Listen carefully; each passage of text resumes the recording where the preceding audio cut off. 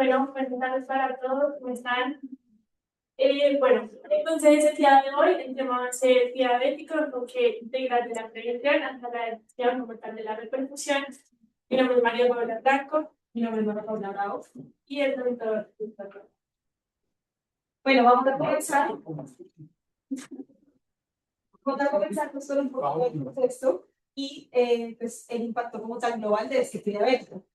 Sabemos que es cosa muy fuerte, pues la diabetes, esta enfermedad pues, va a tener un alcance muy masivo, ya que aproximadamente 567 millones de adultos pues, sufren esta enfermedad, que es esto, pues, aproximadamente el 10,5% de la población.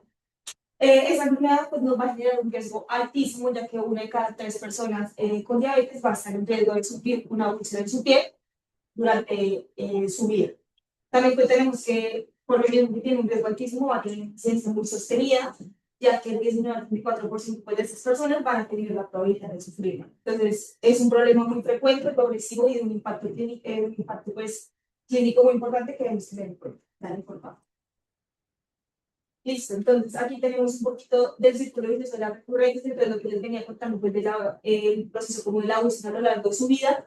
Este 1,3% de las personas nos llevan más o menos un 25% de la población y también es muy importante tener en cuenta estos fallos finales, ya que el peligro no se va a desaparecer como tal al ser pues, la herida de la úlcera, sino que vamos a tener una tasa de recurrencia muy alta, que es aproximadamente el 40% en el primer año. Incluso el 20% de nuestros pacientes pues, se pueden llegar a morir durante el primer año debido a estas complicaciones. También pues, tenemos que en cuanto recurrencia a largo plazo, tenemos aproximadamente a los 3 años de la cura. El 65% de nuestros pacientes van a tener una nueva UCI. Y finalmente, pues, tenemos un buen precio más alto de esta enfermedad que va a aumentar la isquemia y las mutaciones. Entonces, vamos a tener sí o sí con esta complicación una doble amenaza, ya que el 50% de nuestros pacientes pues, van a tener o van a padecer de enfermedad arterial periférica y vamos a tener también pues, un riesgo crítico, ya que la falta de riego sanguíneo nos va a aumentar como tal el riesgo por sufrir eventos cardiovasculares adversos, que nos van a llevar a finalmente pues, a la pérdida de la extremidad. También pues tenemos una carga global devastadora, vamos a tener un aumento en la mortalidad, en la recurrencia y también pues la calidad de vida de nuestros pacientes. Bueno, entonces algo que queríamos aclarar es la definición, no estoy cuestionando el correcto de esta definición y por eso quisimos ponerla acá más que clara.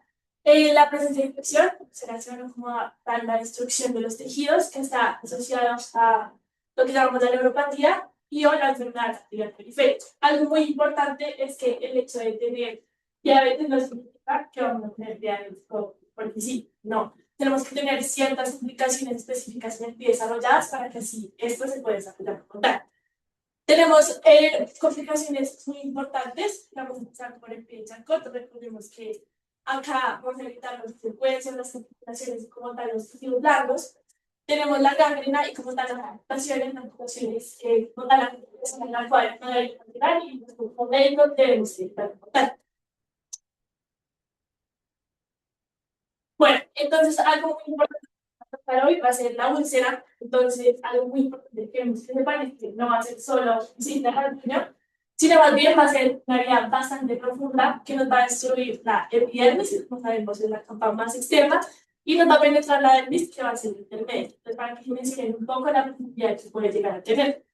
Y la ubicación típica en la cual vamos a encontrar la úlcera va a ser debajo del tobillo y como tal la planta del pie, como podemos ver en las imágenes.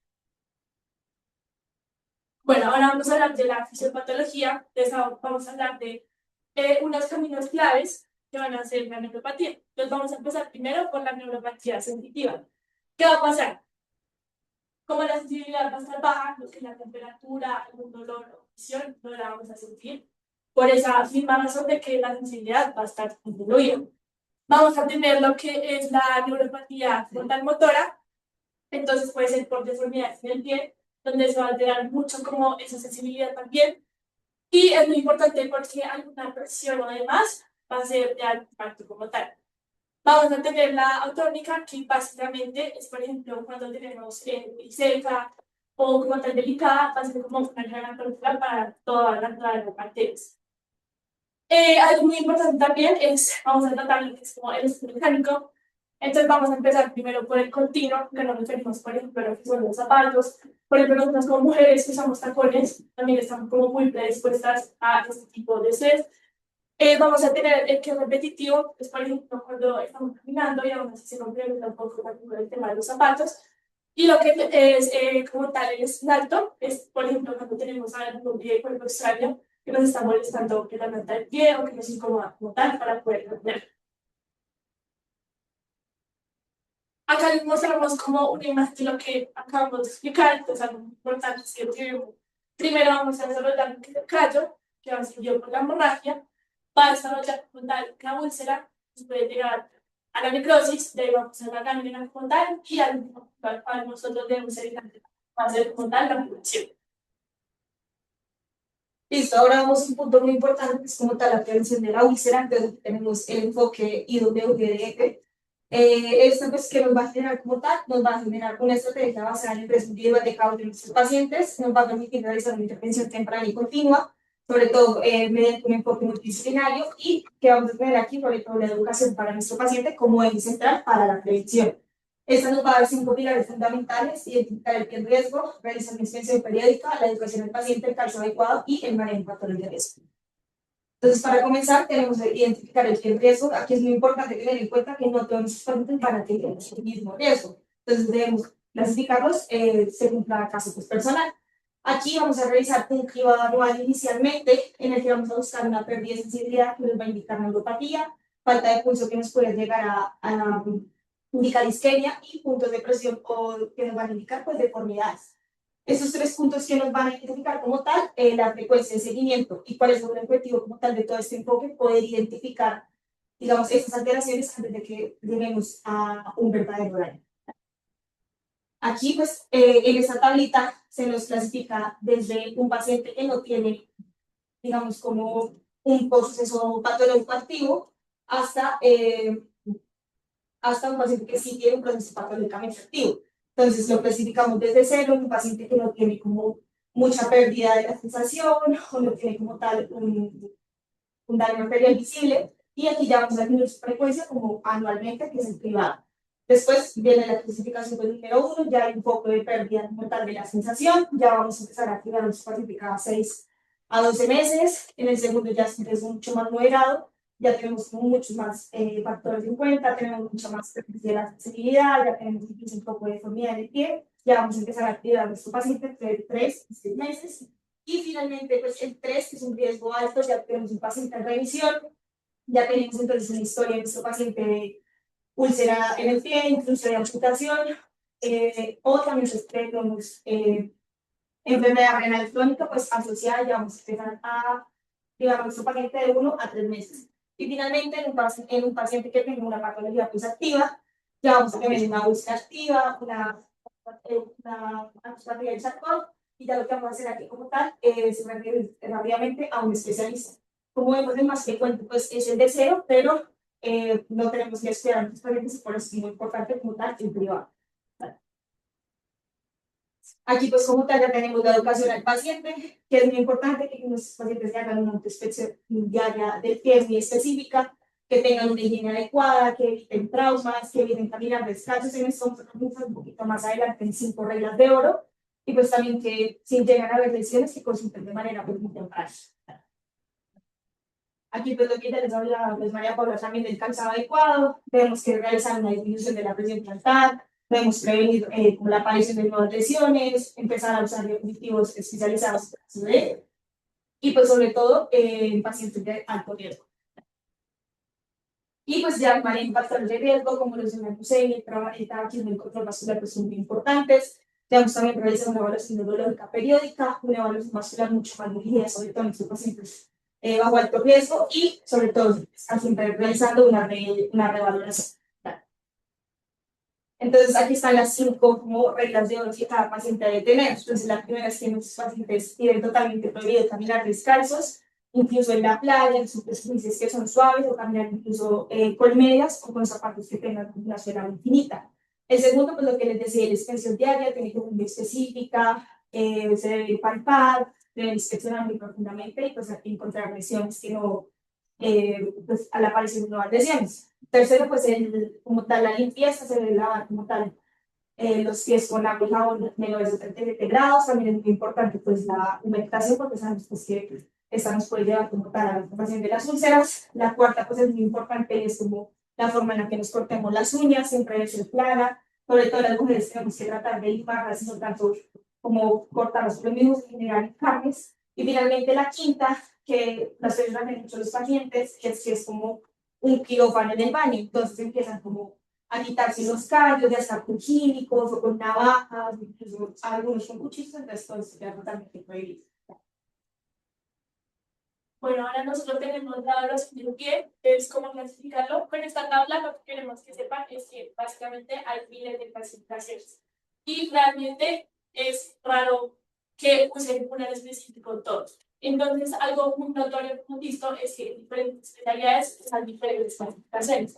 Entonces, por eso queremos mostrarles la cantidad de clasificaciones que pueden ver, pero realmente no todas se usan y no todas se conocen. Entonces vamos a empezar con la que va a ser la SIMPAS. Algo muy importante es que este va a ser el pH de nuestro pie diabético y básicamente va a ser la apertura para las diferentes especialidades para darle un buen manejo integral a nuestros pacientes.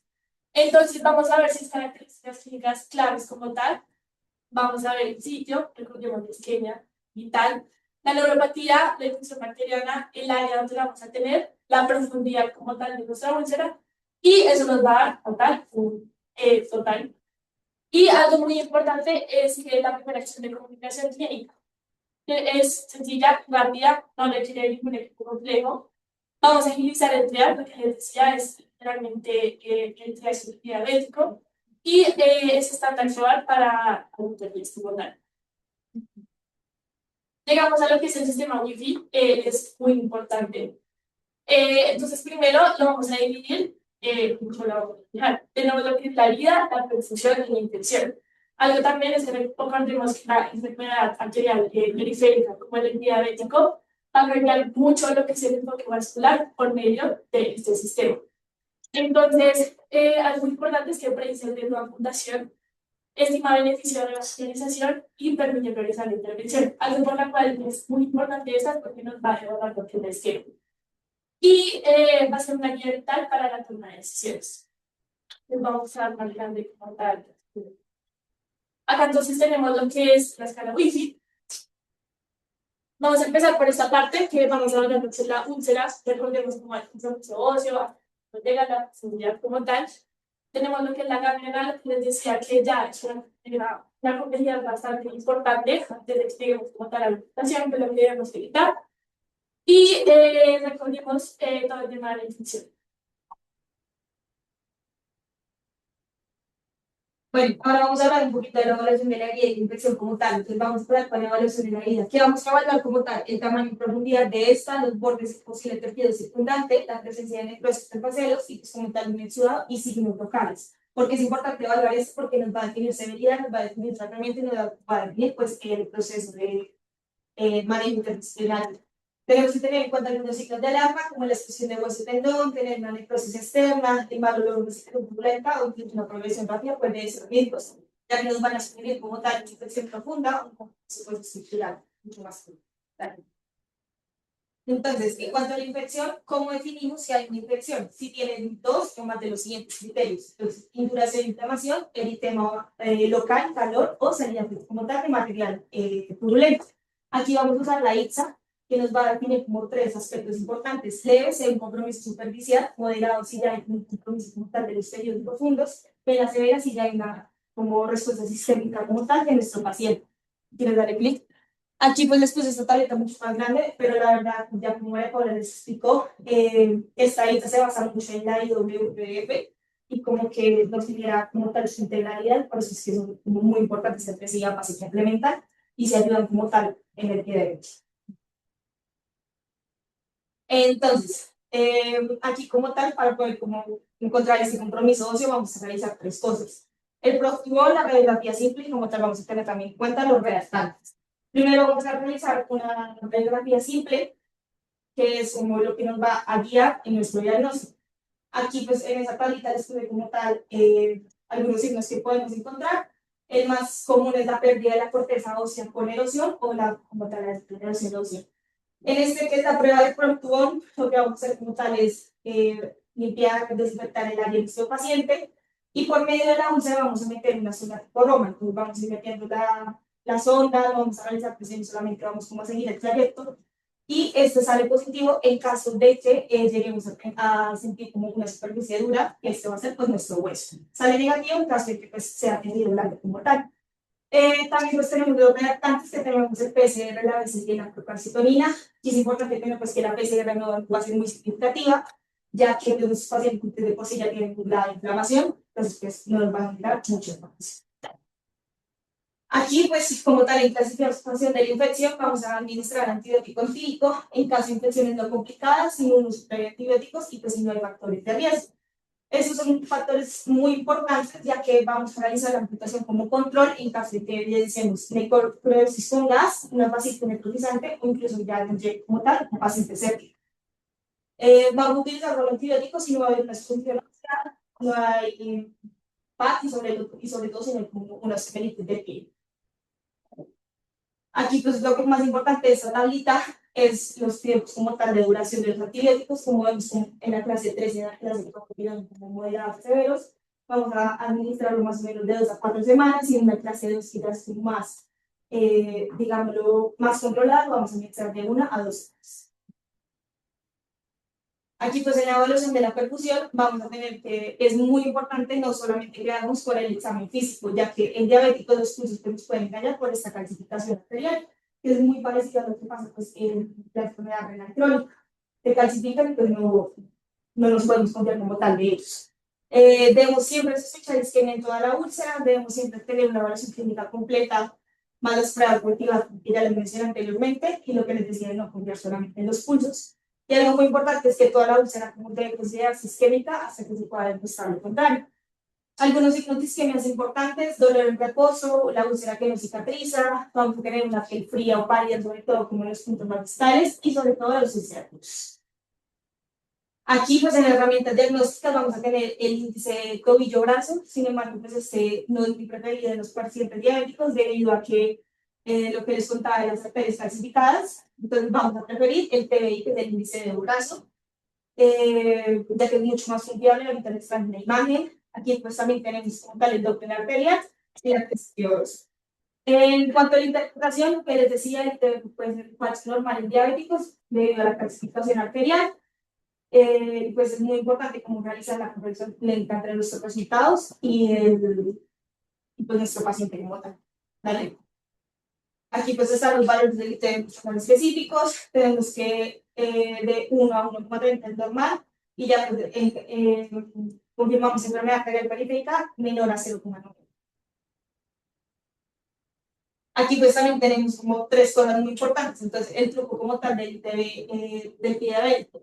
¿Por qué pues, preferimos como tal? Porque en un paciente con úlcera diabética se nos va a dar una presión sistólica más baja, que nos va a permitir esto mejorar la precisión diagnóstica como tal de isquemia intraventricular. En el valor de la onda Doppler, como pueden ver en la imagen de allá, vamos a tener 3 tipos de ondas posibles: la onda trifásica o la bifásica, que ya nos va a dar un probable diagnóstico de enfermedad arterial periférica severa, o ya una onda monofásica que ya nos va a dar como alguna isquemia, y una onda de como tal de la totalidad pues, del resto de amputaciones. Y pues la superioridad como tal de la presión del TEO, sea gracias a las arterias digitales, pues la calcificación de la capa media que se puede presentar en el ITB, que no lo puede afectar. Diego, ¿qué opina de la evaluación de un paciente diabético sin úlcera en índice tobillo-brazo, índice de la presión del dedo y Doppler para evaluar la perfusión?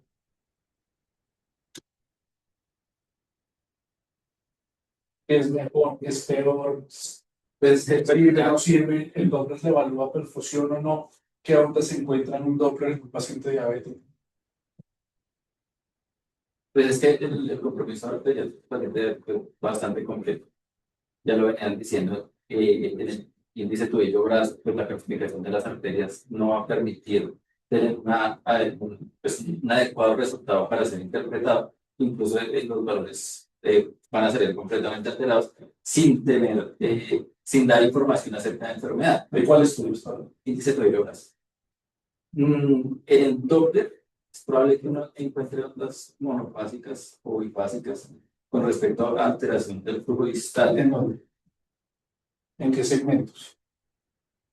Pues en los segmentos distales. ¿Cómo así? Por, O sea, si usted hace una onda en la femoral, ¿qué?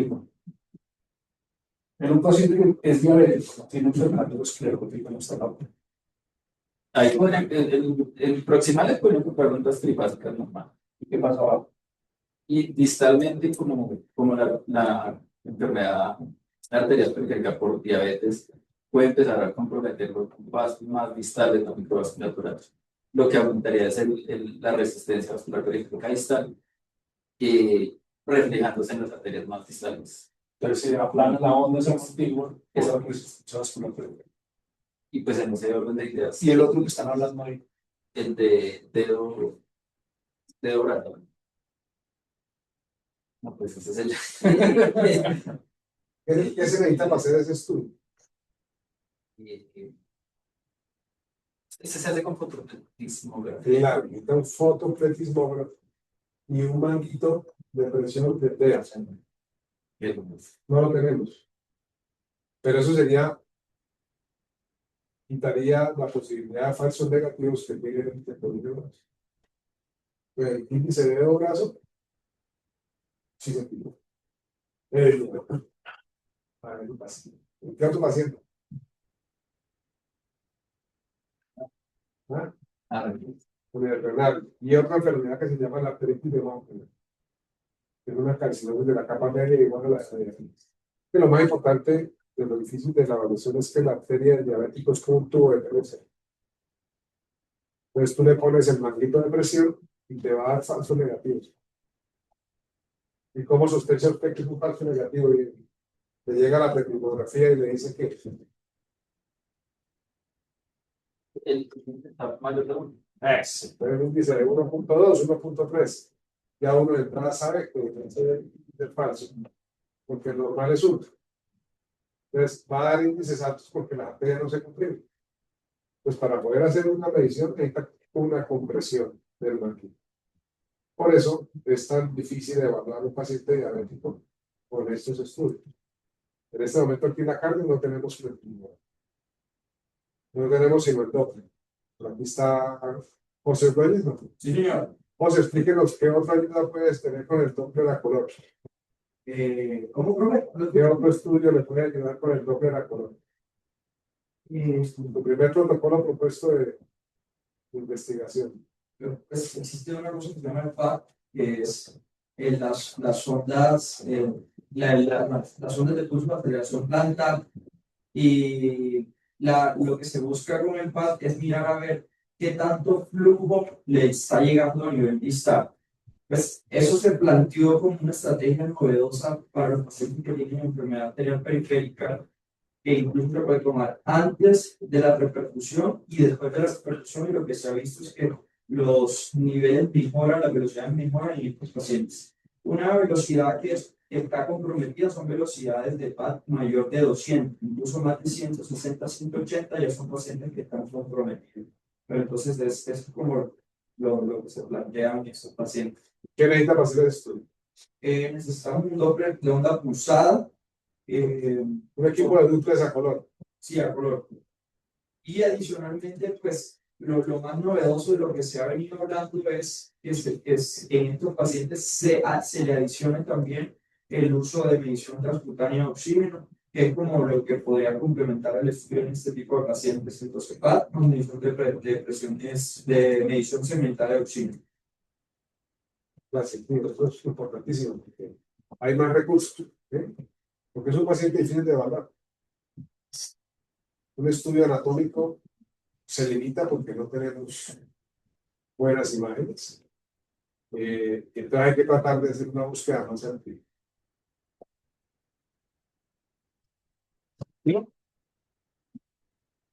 Listo, aquí pues tenemos el marcador de isquemia crítica como tal, una de computación, que es la presión absoluta del dedo cuando está acá debajo de 30 milímetros de mercurio, y la presión del tobillo cuando está el menor también a 50. Esto que nos va a indicar como tal, nos va a aumentar el riesgo como tal de que esta herida no sane y nos va a aumentar el riesgo de que haya una amputación. Tenemos también la evaluación de la microcirculación, y esta pues si no se puede medir como tal los dedos, vamos a realizar la presión subterránea de oxígeno, que esta pues es menor a 25 a 30 milímetros de mercurio. No, lo que mencionaba José, está el equipo de medición transcutánea. Y pues la presión de presión cutánea como tal, que esas nos van a ayudar es como a la presión para la cicatrización, porque nos van a indicar que los cuantos puntos nos vayan a conectar al dedo. Aquí pues en el manejo inicial, los principios generales que siempre antes de pensar en revascularizar, pues tenemos como tal que estabilizar nuestro entorno local.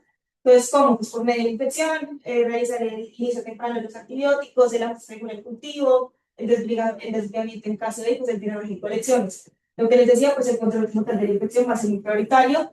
Después ya sigue el offloading, se puede usar contact cast, pues es como tal igual estándar para poder disminuir pues, como tal, impulso mecánico. Se puede usar también dispositivos removibles o la reducción de la presión plantar, pues como para poder disminuir esta descarga y de verdad realizar como y empezar el proceso de cicatrización.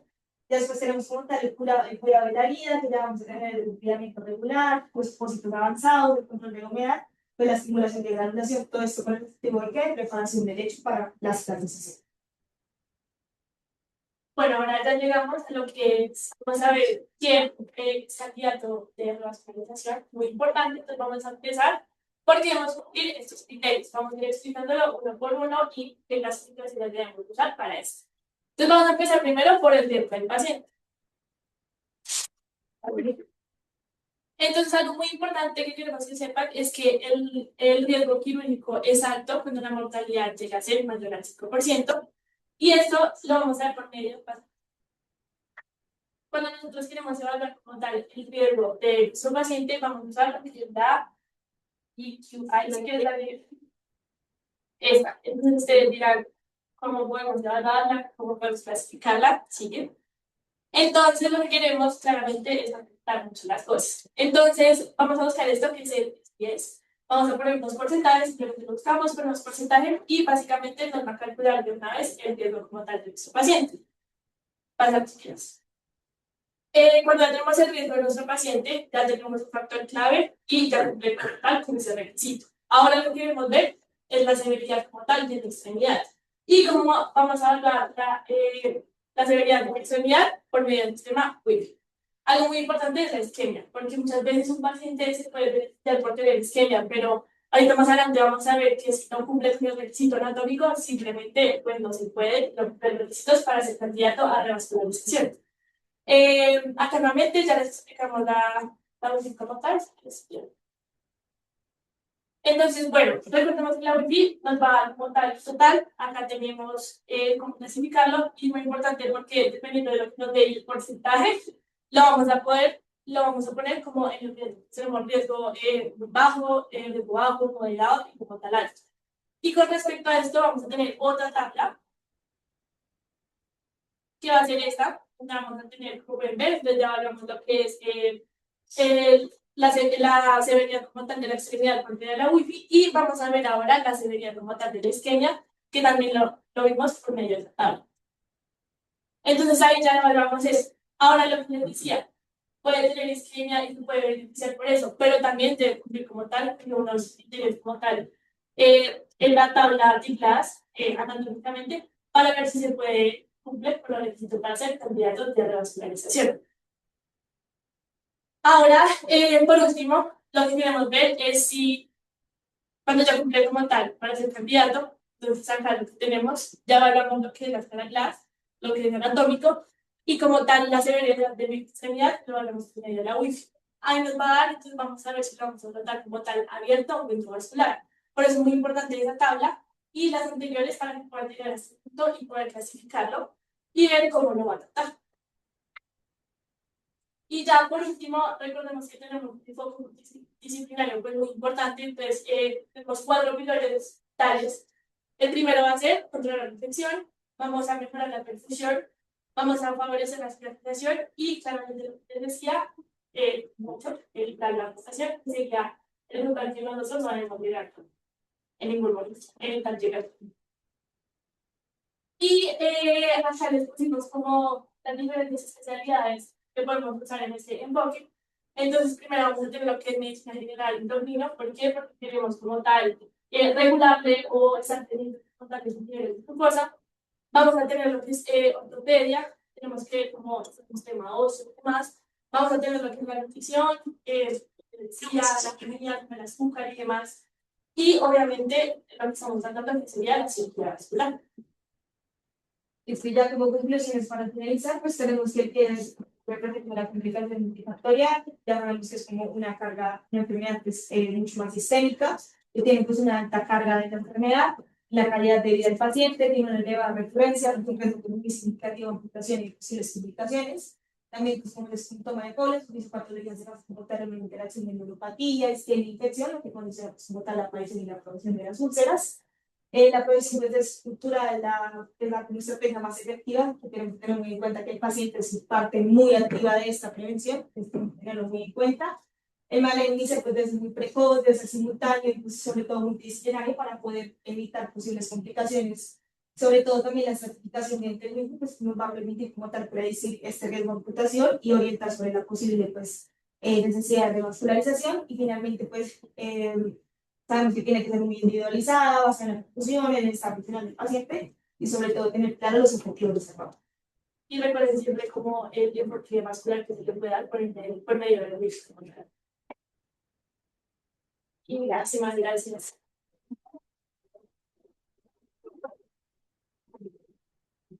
Muy buena atención, muy bien. No, eso era vigente. Usted, profesor. Me siento muy bien, no lo he enfocado, sobre todo porque están en sexto semestre, pues digamos que tenían muchas dudas y ahorita yo creo que las resumimos de forma clara y creo que el mensaje fue claro para todos con el enfoque del día de hoy. Digamos que estamos en cómo definir la vascularización. No quisimos tocar mucho profundidad porque habían sido temas que habíamos hablado las semanas pasadas, por eso dimos como la puntada, pero era cómo llegar hasta allá, desde la hora inicial hasta allá. Entonces, yo creo que es Entonces, ¿cómo vamos a hacer el trabajo de día de hoy? ¿Cuál es la propuesta? estamos hablando de la vida. ¿Cómo es esa propuesta? Por eso que está aquí, ¿a dónde vamos a buscar los cosas? ¿A dónde sería el cribaje como que se llama? La propuesta que tiene el doctor Luis es la consulta domiciliaria. Consulta de medicina interna. ¿Y a quién? O sea, las guías están enfocadas tanto desde la prevención, ya lo que viene siendo el manejo de primario y secundario, pues, diabético. Entiendo que el doctor Rodríguez quiere formar un grupo de selección en manejo de pie diabético. Sí. Pero ustedes el pie diabético empieza con los diabetes. ¿Qué porcentaje de pacientes diabéticos tienen pie diabético?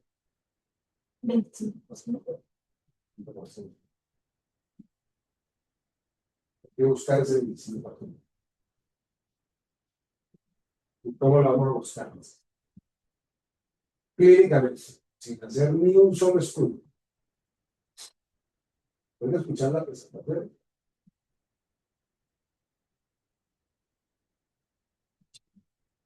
¿Qué es lo que primero manifiesta el paciente de diabetes?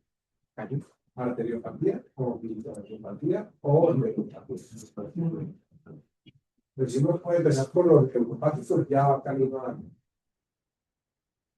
siempre va a ser primero lo neuropático. Laboratorios Merck, hace unos 10 años, sacó un par que era una lámina que cambiaba de color de acuerdo a la presencia del sistema simpático parasimpático. Se ponía una blanca y miraba de color. Si el paciente tenía sistema simpático, no tenía daño neuronal del pie. Lo primero que se bloquea en el pie de autor es el sistema simpático. Hace una simpatectomía, porque la célula de Schwann pierde la conexión, el paciente pierde la conexión y eso inmediatamente está simpatectomía.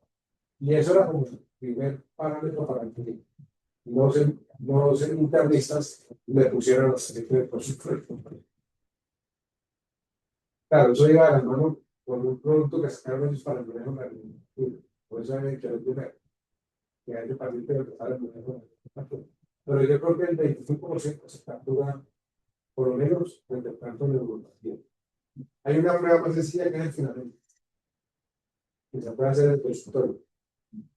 El filamento es simplemente para demostrar que el paciente no es capaz de diferir 2 puntos en 4 horas. Y eso es más sensible que el cambio parasimpático y el parasimpático. Pero bueno, si tiene pulsos presentes, tenemos que ver porque pulsos presentes no necesitamos ningún estudio, no estamos viendo. ¿Y por qué puede tener que Por ejemplo, que tiene que ver con la prevención para que te funcione. pero cuál perfusión sí pasa? La microvascular. ¿Y qué podemos hacer para detectar micro? Porque parece que tiene pulso, pero todavía todavía no tenemos que hacer. Entonces, yo creo que si uno puede detectar neuropatía y microartipatía, de alguna manera, digamos, No, perfecto. Yo quiero felicitarla, muy buena la presentación, pero adicional hacer un comentario porque realmente ya se decía desde el enfoque hasta la decisión de reautorizar a un paciente. Entonces, lo que dice el doctor Barra es muy importante. Ustedes mencionaron una escala que es fundamental, la GLAS, pero faltan todavía un par de escalas. Una que es la GLAS del cemento femoropopliteo, del cemento popliteo, y falta una que es el MAC. El MAC tiene 2 nombres. Una que es la clasificación morfológica anatómica, que es de toda la extremidad inferior, y existe un MAC para solamente la pierna, que para el pie, perdón. Y esta se divide en grado 1, grado 2, grado 3, y es por una radiografía. Y es cuál de las 5 arterias del pie, qué tanta clasificación tiene. Entonces, esto también nos va a ayudar a decidir a qué pacientes intervienen y cuáles no se intervienen. Esas escalas que ustedes mencionaron, lo que nos van a permitir es definir, estratificar por estadio, 1, 2, 3, cuáles de esos, el 1 se beneficia de manejo endovascular, el 2 tiene un beneficio aproximadamente del 60% de manejo endovascular, y definitivamente los pacientes que están en estadio 3 no se le debería realizar manejo endovascular. Pero pues yo estoy de acuerdo con el doctor Barrera, se podría diagnosticar la neuropatía, la microneuropatía, sobre todo con esas pruebas que son la medicina practicada en oxígeno, que no la tenemos aquí, por lo menos en el hospital. pero si eso no vale, pues uno puede montar el protocolo para pedir el equipo de medicina espontánea de oxígeno, la sirve para la prevención. Exacto. Pero digamos, pensando en la clínica, tenemos que hacer un avance de esa manera. Si no, pues terminamos buscando diabéticos, pero digamos es que hay diabetes. Es que, O neuropático o antiopático. es que ahí en eso quiero preguntarle a Alejandro, porque el doctor Orlando alguna vez lo mencionó, eso de que él quería hacer eso de diabetes. ¿Usted cuál cree que es el rol del cirujano vascular en el manejo de diabético acá en la Carnota? Creo que pues varias cosas. O sea, por un lado, siento que sí. O sea, nuestro rol viene siendo más ya cuando el paciente no tiene restaurado y quiere ayudar en un proceso de salud del exterior. Punto. Siento que ese es nuestro papel es más secundario, no de manejar un paciente y estar pendiente del paciente, sino que Porque yo lo que creo es que el pie diabético con microhepatía de nuestro papel es limitado. Porque, no, yo estoy hablando de tocar diabetes. Ahora, no tiene nada que ver con nosotros. ¿Sí me entiendes? O sea, el problema es que nadie piensa eso. Cuando usted pone a pensar en la población médica en el pie diabético y detecta eso, pues no vamos a tener que esperar a que llegue con la enfermedad que nos está haciendo otros, ¿sí? Pero no es porque tenemos que hacerlo nosotros. O sea, nosotros no podemos irnos a hacer la prueba del microfilamento, ni hacer el par, ni evaluar si tiene pulsos medios iniciales posteriores. Porque eso es la consulta de medicina interna o del médico general, que es el medicina interna. Digamos, montar una consulta para diabéticos en donde se haga una primera consulta de ese tipo, por lo menos que estén en una escala. Tenemos que relacionar lo que dice porque sí, nuestro rol es intrahospitalario en el salvamento. Ahora, extrahospitalario y la consulta. Cuando yo rodé medicina interna me hicieron esa pregunta.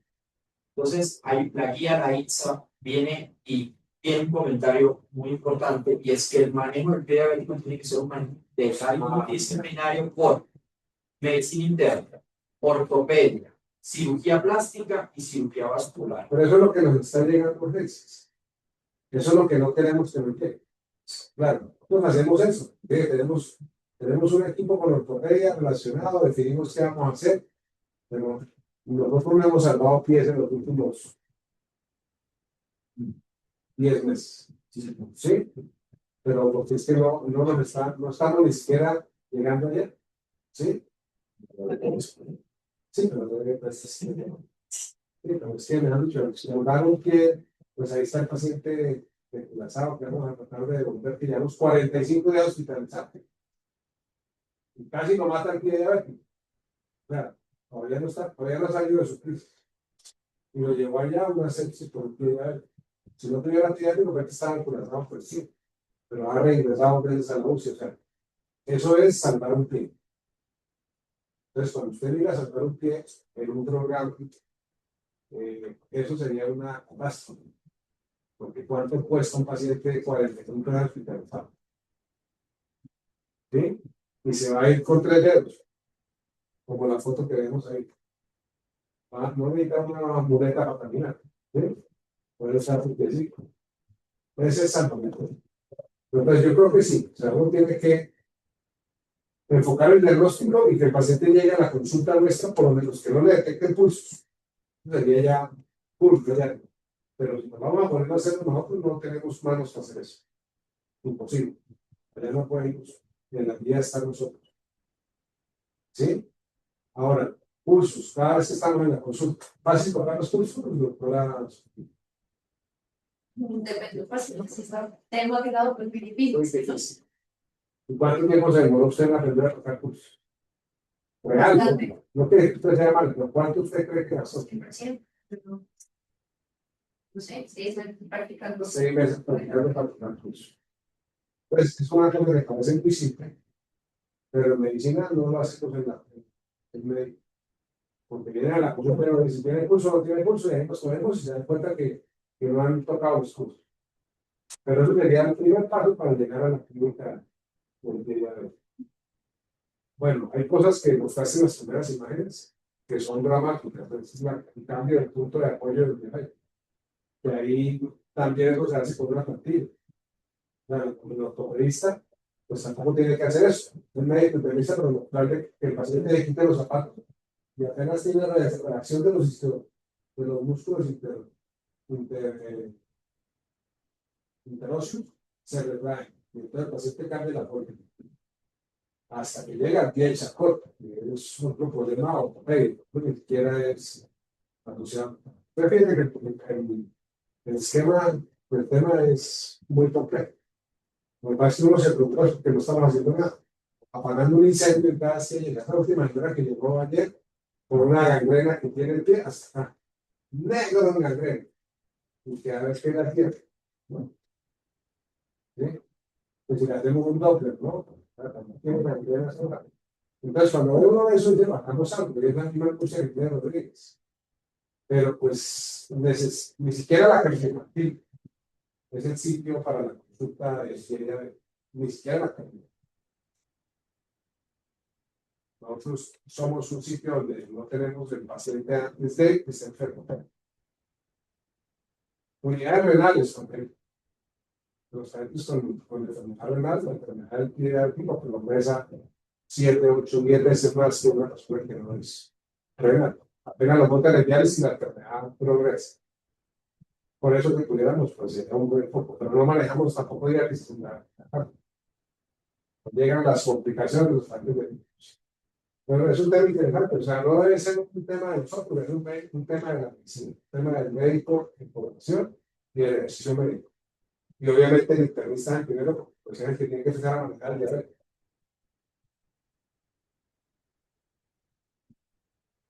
Sí, el siguiente paso es una radiografía. Sí, yo creo que es el siguiente paso después de la clínica, después de una radiografía. Pero la radiografía va a poner que si le va a hacer algo, no le va a hacer a un paciente.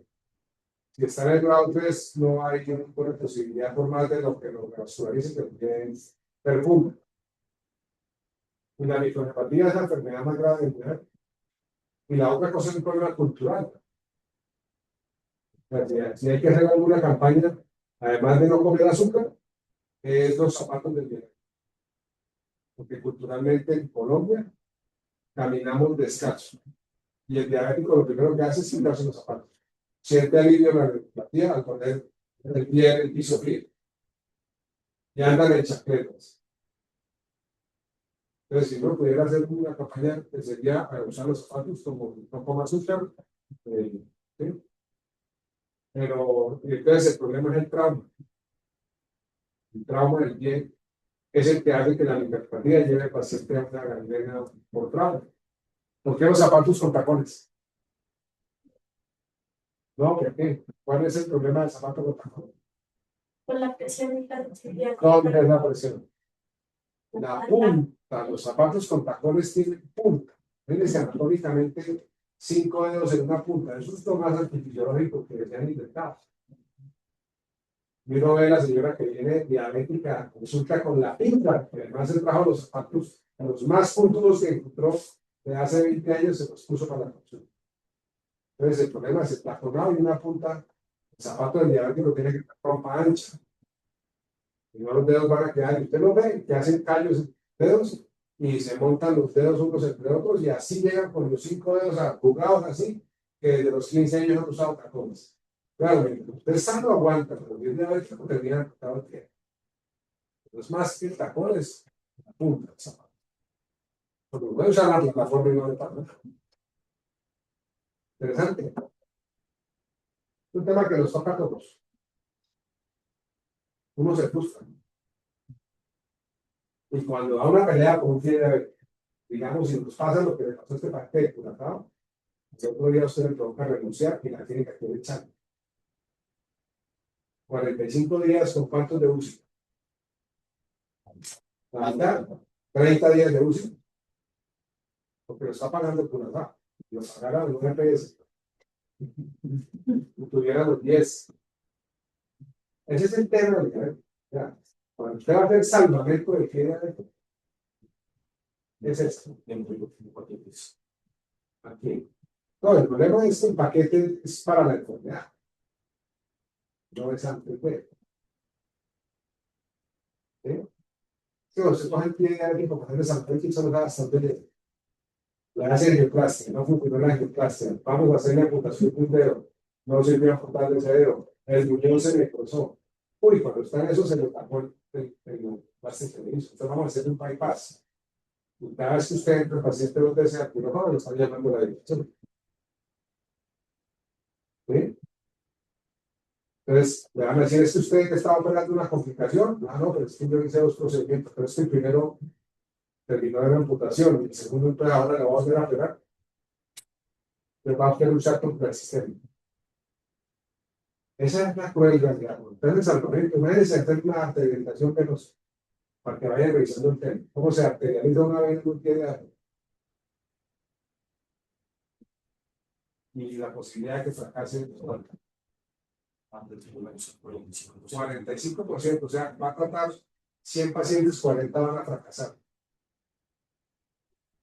Entonces, si a usted lo están midiendo, pues usted ahí ya van a decir al día siguiente, doctor, qué pena, es que usted no tiene buenos resultados, porque está peleando con el paciente. Ese es el proyecto. Es riquísimo hacer angioplastia a pacientes que encontramos impulsos con enfermedad oclusiva del sistema popliteo, del soporte arterial, y entonces usted cree que sin herida, sin úlcera, le va a poder plantear una radiografía de una angioplastia. Porque solo hecho ese diagnóstico casi implicaría que hay que resolver la obstrucción. Ahí sería el punto. Pero si llegan gangrena, necrosis, toca hacer el wifi o wifi, pues nos dice que estamos en un rango de que la posibilidad es mínima. Usted va a perder todos los recursos, su resultado va a ser bien. Pero otra cosa que es importante es que también hay que participar en la amputación temprana. Uno también tiene que colaborar, que también tome la decisión. Y una amputación en un solo nivel adecuado. Eso también es otra labor importante. Entonces así la hacemos bien acá. Pero igual con ortopedia, con plástica, es que también tiene una amputación adecuada para que sea una sola cirugía. Yo lo he visto, el dedito, esos 5 dedos que vieron que hacen amputaciones incluidas. Eso se gangrena, se necrosa y no tiene que taparlo. Amputación del artepié. Y cuando vienen, entonces no tienen lechos tibiales y vamos para la amputación supracondígena. Lleva 3 amputaciones en paciente. Que también son 3 riesgos, 3 anestesias. ¿Cuánto es la mortalidad de una amputación supracondílica de un paciente con un riesgo moderado? 5%. Y si está severamente comprometido y tiene que salvarlo, se sube al 20%. Una amputación supracondílica de una mortalidad del 20%. Pero la sola amputación tampoco.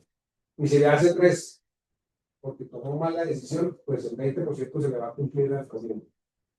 Pues también es importante eso. Además de salvar, tomar una decisión a tiempo y bien tomada la decisión. Hay gangrenas que, ¿cuál es el temor del pie diabético? La gangrena húmeda, la gangrena que huele a picho, la gangrena seca. Usted tiene ahí tiempo de hacer muchas cosas. Pero si el paciente viene con una gangrena que huele hasta coco, y usted la ve húmeda, tiene 16.000 blancos y está en una sepsis extravagante en cuestión de horas. Entonces, bueno, lo felicito. ¿Qué lo chico? Ahí rápido. Rápido. No, 10 minutos, 5 minutos, 5 minutos. Un tipo de verdad con un pero No, pero estaría.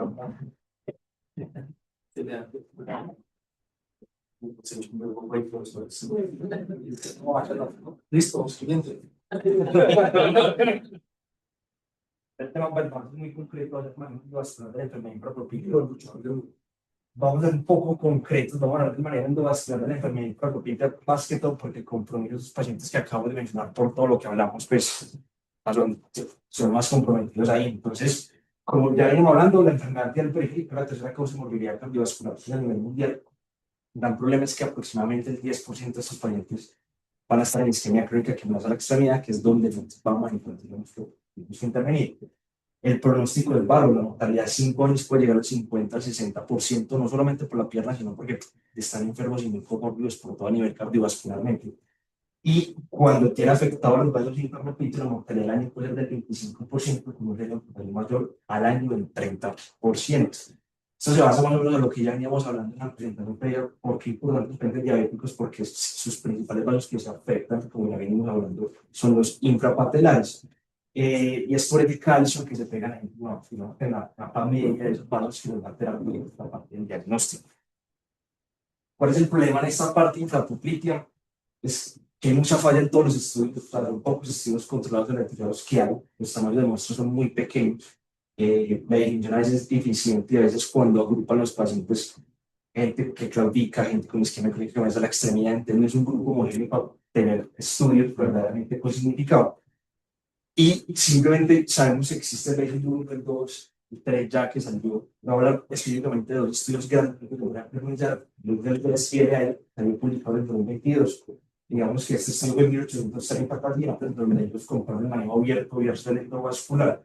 Fueron 2 cortes, uno que tenía una estrategia buena para el manejo abierto y unos controles muy específicos que los llevaron al texto, una sensación adecuada de los controles endovascularmente. Y ese estudio es justo mejores resultados de un escenario la corte durante el manejo abierto.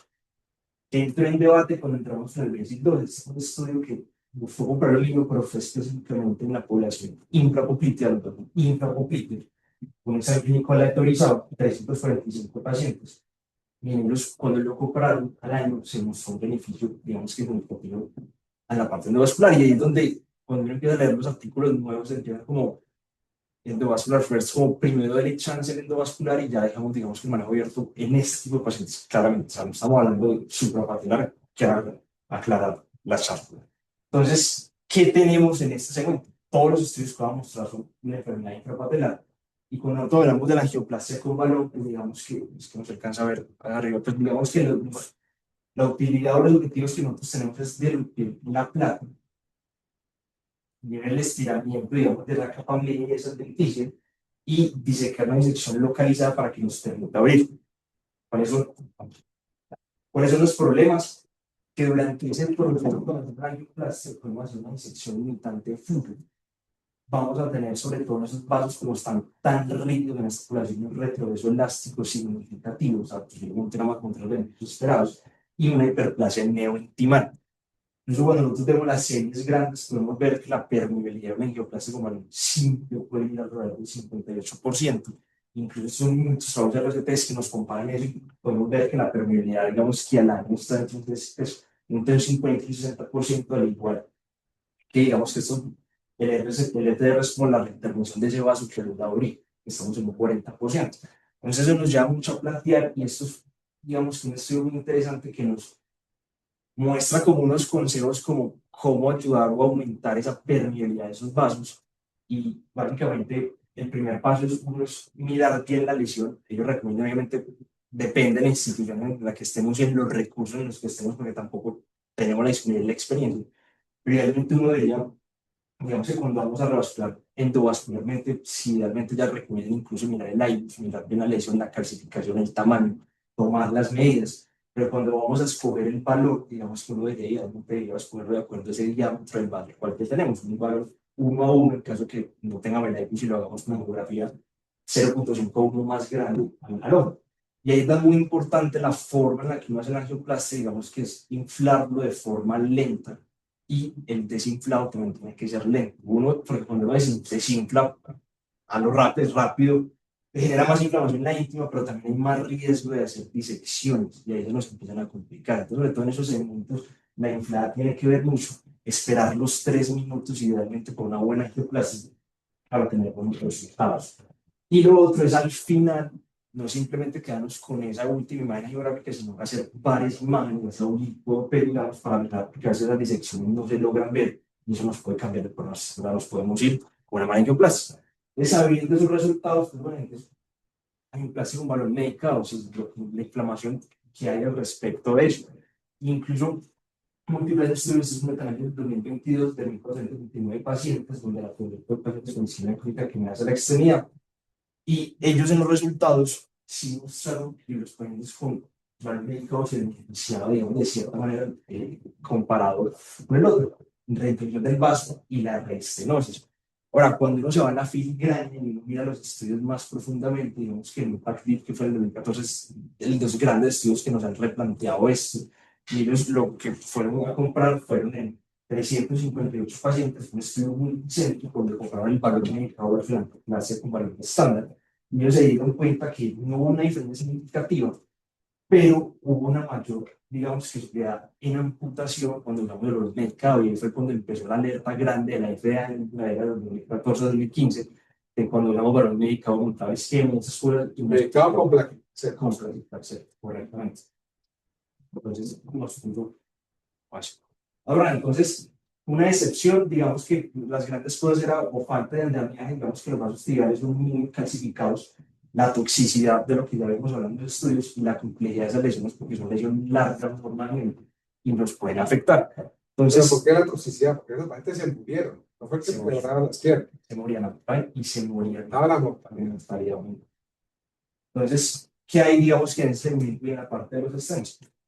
Digamos que cuando hablamos de los stents, este fue uno de los primeros estudios que salió comparado con stents. Son no medicados, son no medicados todavía. Digamos, 358 pacientes fue en el 2010 y no se llama angioplastia convencional. Convencional. Y no hubo una diferencia significativa comparando los grupos con los pacientes. Incluso salió en el 2015 después del Expand Style, que solamente fue con los pacientes, mostraba el stent del licor autoexpandible y tampoco mostraba la gran diferencia. Entonces nos seguíamos quedando con la angioplastia convencional. Entonces, ¿qué hay, digamos, que con los stents liberadores? Como por lo tenemos los dos grandes grupos, cuando no saben, digamos, que liberar por proceso Excel, digamos que el mecanismo de acción de inhibir los microtúbulos y bloquear la mitosis. Y el grupo de sirolimus, que no es otra vía completamente que la vía del entorno, bloqueando la presión del músculo liso, y es como la forma en la que actuaba. En múltiples estudios, los más grandes son el Virtual, el Destiny y el Aquiles, digamos que en el sector. Y cuando nosotros nos pasábamos a analizarlos, pues digamos que ninguno fue con práctica Excel.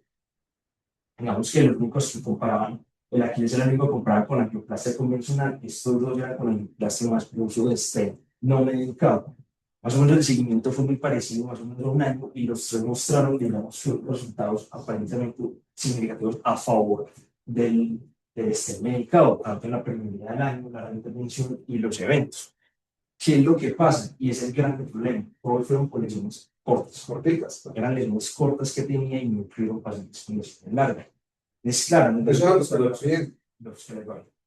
En el 2022 sale el estudio Sábal, eso nos voltea todo el panorama, porque básicamente buscaba el mismo objetivo, la diferencia no era comprar y crecer, pero incluía lesiones más largas. Y en este estudio no hubo diferencia significativa cuando lo comparamos con el FITAS. Entonces, pese a que existen múltiples metaanálisis, digamos, que nos dan una evidencia a favor del uso, básicamente la gran población o el gran grupo de pacientes que incluyen estos estudios son de los primeros estudios, los primeros 3 que les mostré y por eso muestran a favor. Y de forma grande o forma a concluir, digamos que existen varias limitaciones. Pues, uno es la prioridad de las lesiones cortas, pues funcionan cortas, no largas. Y otro es el temor de quemar puentes. Existe el concepto del vascular first, pero si yo le pongo un stent, voy a quemar un futuro puente. El stent va a quedar ahí. Y por la región en la que ya estamos hablando, son stents que se tienden mucho a fracturar. No a fracturar y a tapar, entonces no es el problema. Básicamente, seguimos muy en la actualidad a seguir usando la angioplastia con balón convencional y a considerar el uso en en caso de lesiones proximales, sobre todo cuando tenemos una disección proximal que tenemos que corregir. Básicamente es como un salvamento en ese sector, porque son lesiones cortas proximales donde lo podemos poner. Cuando lo ponemos muy largo, los estén básicamente con los estudios que mostran se van a terminar. O sea, eso aplica para la lesión corta, por ejemplo, para una complicación de la hexaplastia, que es una disección pequeña. Eso le ayuda a organizar el flujo y le saca al paciente adelante que lo puede perder nomás en la disección después de la angioplastia. Correcto, son lesiones cortas proximales y disecciones. Y ya para el final, pues venimos ya a la tendencia, lo que se viene hablando en la literatura, que son los bioabsorbibles. Básicamente, esto es un paradigma, lo que supuestamente nos va a cambiar. Creo que llegan a Colombia este año, y llegan con AOP, que van a llegar los bioabsorbibles. Básicamente es un stent que a los 36 meses va a desaparecer. Y porque digamos que técnicamente viene a cambiar todas estas cosas, porque va a superar las limitaciones, nos va a dar un soporte mecánico, nos va a liberar médicamente, va a desaparecer con futuro puente. Y son como los beneficios de este, que han estudios en el 2024. Hay que meterlo en el CIFA. Sí, en el No lo esperan.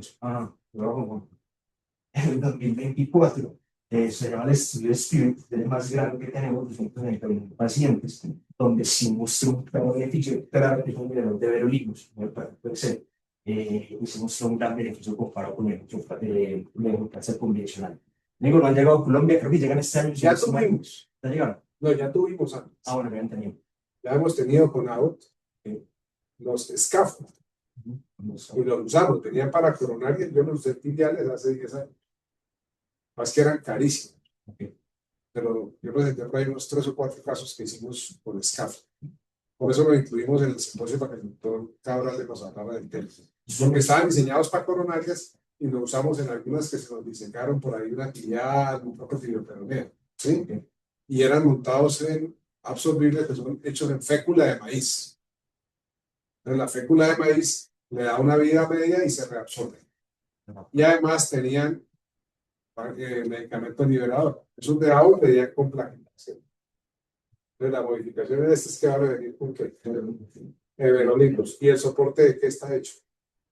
Nitinol. Nitinol. O sea, no son bioabsorbibles. Perdón, no, son el soporte. A veces es fécula de maíz o alguna sustancia que claro, la idea es que no queden a los 6 meses, no debe haber stent. Pero si no queda el metálico ahí metido. Entonces, ese es el futuro. Una pregunta que es, aparte del tema para enfermedad aterosclerótica, para trauma, para pseudoaneurismas, ¿hay estudios de estos estudiantes bioabsorbibles? No. Es que vale mucho. O sea, es que un stent convencional, ¿cuánto vale? Al próximo, oiga, ¿y cuánto costó un coronario? 3, ¿Ah? yo he visto Express. 3, 2 millones, 3 millones. Este vale 8 y 10 millones. Solamente este. Falta la angioplastia del balón, falta la coreografía. Entonces, el problema de estos stents es el cuerpo. Pero obvio, o sea, el andamiaje que está hecho en una cosa que se absorbe. Pues es que le quita el quedar el stent ahí metálico metido. Y everolimus, pues vamos a ver qué pasa, porque estamos acostumbrados a la Doxel y tacrolimus y cirulimus. pero tal vez en Colombia periférico no hemos tenido sino la mitad. ¿Sí? No, es que yo lo digo para pacientes con traumas o de aneurismas con funciones, como eso se reabsorbe, me imagino que eso se epiteliza y queda el vaso como músculo. Pasa es que son pequeños. O sea, usted dice, bueno, es una tibial, un tronco tibioperoneal que cabe porque es igual que una coronaria. Pero ya una femoral, una portitia no vieron. Porque también eso depende del consumo del volumen. Es más frecuente que tengamos coronarias con una arteria tibial. Entonces, un servicio como el nuestro puede tener un consumo mínimo, pero si no hay consumo mínimo, no nos entra ni al país. Necesitan hacer una vuelta mínima que vale plata. Entonces necesitan que se consuma. Pero entra porque entra. Yo creo que eso va a llegar. Esto es proyectos.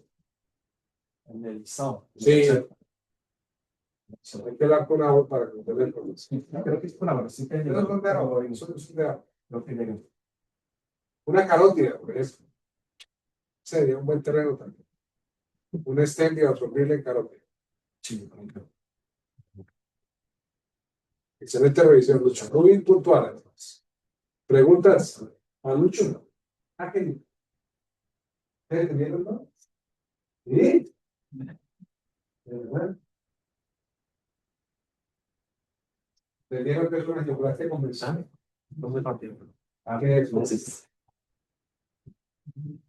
Eso fue bueno. Sí. Eso es algo que Sí, sí, es lo que siempre me parece. si pensamos que el medicamento iba a ser mejor, me lo estoy leyendo, pero le siguen tapando las ventanas. Entonces, pues es una solución para lesiones cortas. Hubo colegas que tuvieron 20 centímetros de stem. Y nos da más o menos la foto que vieron de la cirugía y el otro día los 20 centímetros que de poco estábamos. Pero la primera foto quedó bonita. Toda la captura superficial. Bueno, muy bien. Sí, ¿Cuántas lesiones máximas puede tratar intracúbito? ¿cuánto tiempo? Lesiones máximas puede tratar intracúbito. Digamos que el paciente tiene lesiones cortas, Tiene los 3 pasos. los 3 pasos, pero pues no lesiones largas, sino Cortas, todas en el todas aproximadas, 3 pasos. ¿Cuál trata o cuál decide cuál trata o cuál no trata? Pero miren que el último que hicimos estaba conmigo. Le abrimos los 3 pasos. Y lo abrimos con valor, con velocidad. Y el paciente está con pulso. Entonces, le pondríamos un esquema de esos 3 pasos. Según lo que yo he leído, tampoco lo No. da. Pues. O sea, yo creo que en este momento va a una disección. O a un único vaso que tenga una lesión corta. Ahora lo O sea, usted entra y ve bronco tibioperoneo, es el único vaso que tiene el paciente y tiene una lesión corta que usted la dilata y tiene un proceso de retroverso del proceso que viene a ver esto cierto. Entonces usted dice, uy, pucha, lo voy a dejar así, se me tapa mañana. Ahí le volvieron usted a una lesión corta, pero a un único vaso. Pero si uno tiene 3 vasos, pues escoja el que de verdad lo necesita. Pero fíjense que pudimos abrir 3 vasos. Lo que pasa es que no todos los pacientes son así. Creo No que, pudieron tener mucho más. exacto, lo que he leído, pues toca leer más. Pero creo que es garantizar al menos el flujo hasta el arco de un solo vaso. Claro, Contando si usted garantiza eso. o sea, pero usted no ahí tiene que parece ponerle, ganancia. ponerle una estera a una lesión porque es el único vaso del paciente. Ah, no. Sí, es el único vaso, pues ahí sí porque se le va a tapar y pero la posibilidad a largo plazo es bajita. Listo. Y un bypass a largo plazo, ¿cuánto le da? ¿Cuánto da un bypass femoral la arteria? Hay varios artículos que han hablado de eso, comparan de el manejo vascular con el manejo abierto, pero lo más importante para las dos cirugías es el runoff distal. Entonces, hablando del injerto de vena, la permeabilidad del bypass femorodistal es más o menos el 54%, un a más o menos 3 a 5 años. Bueno, y unas coronarias por un puente coronario, ¿cuánto es la permeabilidad? Así, ¿no? De ahí hecho hemos visto mamaria que a los 10 años están permeables. ¿Y por qué? ¿Y por qué entonces funciona la diferencia? Yo creo que Digamos, le soltamos al doctor Camacho que haga los dos, coronario del pie. ¿Por qué va a fallar más rápido? Ese mismo cirujano que opera el coronel. ¿Qué nos falta ahí? ¿Cuál es el ingrediente de eso? La reología por debajo de la ingle y la reología por debajo de la. Una cosa es tener un puente pegado a la favor, y otra cosa es tener un puente. Por eso es que los stents coronarios también duran más. Dura mucho. Es ojo que estamos extrapolando un terreno con otro que no tiene nada que ver. Y yo por eso me destinaba una función de la bomba muscular, eso está generando Y reológicamente una cosa es una extremidad superior y otra cosa es una extremidad. Uno puede poner un estéreo en su brazo y el cuerpo no se tapa tan rápido como un estéreo en familia. Pero reológicamente también tenemos un problema. La distancia es dura para que la perfusión sea la misma. Entonces, eso es un tema. Los bypasses, sí, claro, los bypasses con vena al pie duran más que un bypass sintético, no hay duda. Pero no creo que me haya ganado la pelea la angioplastia. Sí, es el tiempo. Seguimos con eso. Teniendo en la cabeza que es posiblemente que tengo que volver a entrar, o sea, a hidroplastiar más veces que. Claro, ese es otro problema. Usted habla con el italiano que no quiso venir al Congreso, el doctor Palena, porque se pongo plata para ir a hablar. Y el doctor Palena entra un paciente 5 veces en el mes al quirófano a hacer la angioplastia. Italiano, pero es argentino, pero está en Italia. Y el doctor Mansi, que son los que hacen más angioplastia del arco del pie. Pero usted le pregunta, y ese paciente, ese mes no hemos entrado 3 veces a la sala de. Entonces, eso no es un punto real para nosotros. Ahí le siguió pidiendo autorización de angioplastia hoy, después de 8 días otra vez a angioplastia, y viene al control y veo que en el Doppler perdió el flujo, entonces vuelve y lo meto a angioplastia. Y ellos muestran los resultados de eso. Pero pues eso no es el mundo real. Aquí me echan de cardio más o menos a los 3 días después. No, es que así es la realidad. La angioplastia vale 10 millones de pesos, y cuando no son 20, los he hecho 3 veces. Claro, al año a veces producido con el paciente de 60 millones. Pero ahorita me va a llamar a decirme, no, el siguiente paciente no va a dar piso. Es una realidad. Pero eso es lo que no ve, esos trabajos se muestran, claro, nuestras actividades. Y una cosa es el paciente de la vida real y otra cosa es el paciente de estudios de control, que son seleccionados, como dice usted en los estudios. Fueron seleccionados los que les va bien. Le pongan los que le va bien, le va a ir bien. Pero no es en la vida real un paciente que llega a meses que no está controlado, lo que tenemos los pacientes que entran a un estudio, los van planificando, les ponen la medicación, los tienen controlados, los metabólicamente bien. En la vida real eso no funciona. Eso no quiere que haya resultados parecidos al estudio y no los tiene. Listo, una vez. 7:45. Tenemos.